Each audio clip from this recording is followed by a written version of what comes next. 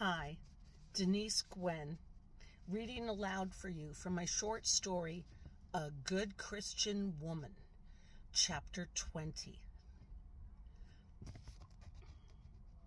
I packed up my laptop, my handbag, all my assorted crap, and left the coffee shop filled up with purpose and determination. Got into the car and drove back to the cancer center. At a red traffic light, I had time to sit and think and started second-guessing myself again.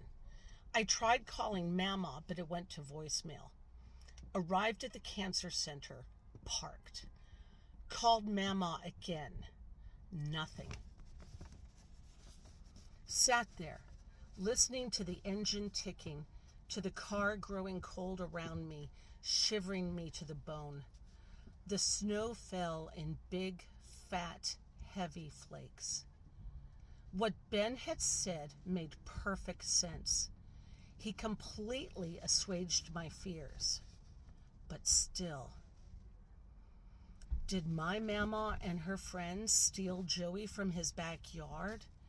Did they lie in wait, watching for the moment when his mother's back was turned, then grab him off and carry him away with them to the river?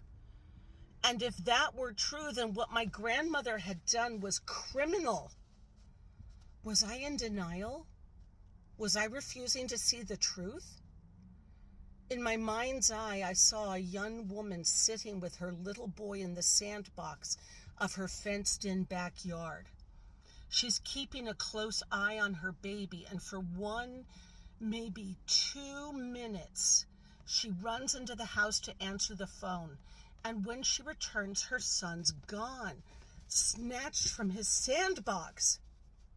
Only, that's Mrs. McClintock's version. I was so torn. The more I thought on it, the more frightened I grew.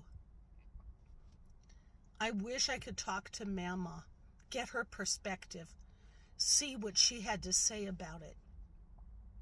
After all, Mama knew the truth. If she'd left something out of the version she told me earlier, who knows why she might have done that, perhaps out of a misguided sense of protecting me. I knew she'd come clean and tell me the unvarnished truth if I confronted her with Mrs. McClintock's version. She'd know I might be in danger. For real, Marianne, are you kidding me? You think you're in danger from a frail old woman riddled with cancer? I was letting my imagination run away with me. Let's try Mama one last time.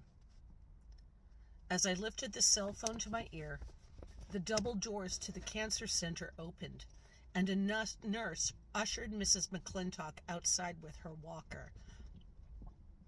She looked at me with her hopeful, bird-like smile, and all my fears melted away.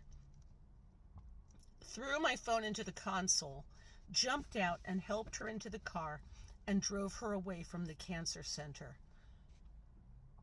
"We saw you in the parking lot," she said as she looked out the window. "And you didn't come in, so the nurse helped me get ready. I'm sorry for keeping you waiting." "No worries, love." "Home?" "Yes, please. And we'll have some tea."